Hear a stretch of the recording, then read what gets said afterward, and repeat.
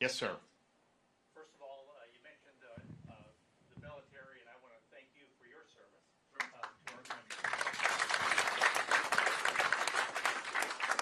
My question would be, again, based on that experience of serving in the military, you know, you have a unique perspective maybe on how our military operates. You know, aspects of defense is a huge part of our national budget. Sure. So how do you think that your service within the military kind of uniquely gives you a perspective that someone who hasn't served, and how that might affect if you were president? Sure. I mean, look, I'm the only one running right now who has served in the military at all, and I'd be the first president elected since 1988 who's actually served in a foreign war.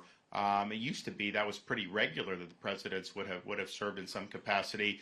I think given where we are now, I think it's going to be very beneficial. I think for three reasons. One, the culture of the military has changed because I think civilians have tried to impose a political agenda, an agenda that is more, in vogue in the civilian world. I don't think that works in the military. I don't think it works in the military to have woke, or to have DEI, to have any of that stuff.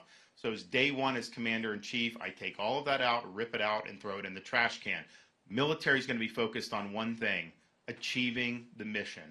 When you're on active duty, and you're particularly if you're forward deployed, everyone has a role. Everyone comes to the military from different backgrounds. You have different ideals, beliefs, all this stuff. You check all of that at the door. You check your agenda at the door, and you put everything on the line to accomplish the mission. If you do anything less than that, then people die.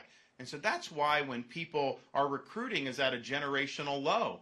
Since the Vietnam War and the draft ended, we're at the lowest we've been in many decades. And I think it's because when you sign up to be in the military, you're writing a check payable to the United States of America for an amount up to and including your life. You don't know where they're going to send you.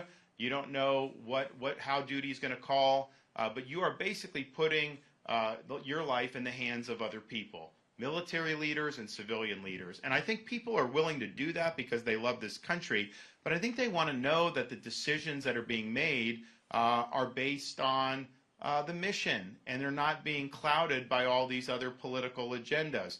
And so I think we come in, we make those changes, we restore merit. I think you're going to see recruiting increase, and I think you're going to see morale increase, and I think that's going to be a good thing. Two is, how as Commander-in-Chief do you view using the military? Look, I understand that there's costs associated with putting people into combat, and it's not even just the direct cost if somebody is killed in action, which is obviously considerable, but it's the cost for the family who's behind while people are deployed, potentially kids not having a parent there. And so there have been people that have been deployed so many times since the war on terror started after 9/11. Very small number of people shouldered a really, really big burden. And so I think that affects, one, that I view veterans issues as very important, particularly veterans' mental health and reducing veteran suicide. Also, as Commander-in-Chief, as somebody that served in a conflict where we kind of toiled for years and years in Iraq, where we didn't achieve a concrete victory, where now you actually have Iran that's in control de facto of the Iraqi government, and Iran, of course, is a mortal enemy of this country. I hope to never have to put troops in harm's way, but if you do it because you're pursuing a vital interest of this country. You have a clear conception of what the mission is. You give the folks everything they need to achieve that mission, and then when they achieve the mission, you bring them home. And that's how you have to approach doing this. And I think since the Cold War ended, but particularly since 9/11, we basically have just been putting people places, and they're there. They may accomplish this or that, but then there's an overall strategic deficit about what they're actually accomplishing.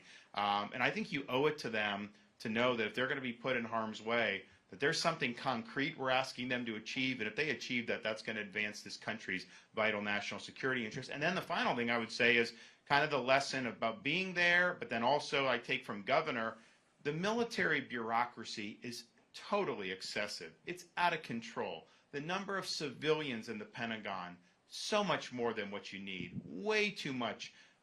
They say in military, what's the tooth to tail ratio? So the tooth is kind of like, special operators, fighter jets, all that. The tail is like the Pentagon and all the stuff you have there.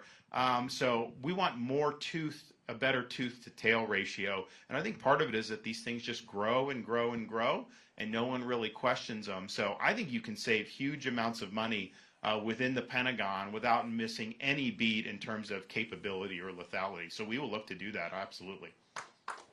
Yes, sir.